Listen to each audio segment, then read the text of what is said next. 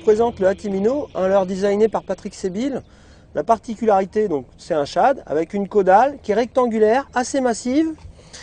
Et ce qu'il y a de très bien sur ce leurre, c'est qu'il est percé déjà sur toute la longueur par un canal, mais aussi à différents endroits. Là, comme on peut le voir, il y a plusieurs ouvertures qui permettent de passer facilement soit les hameçons texans, soit les hameçons voleurs. En fait, le leurre il est pré-percé, donc tu passes dans le canal. Et après, tu ressors devant ou dessous, là, si tu préfères, si tu as un œillet ici. Tu le ressors un peu où tu veux. Et tu vois, il y a un autre canal qui sort ici, si tu veux le mettre sur le dos. Un autre ici, et tu peux même en passer un dans la queue. Là.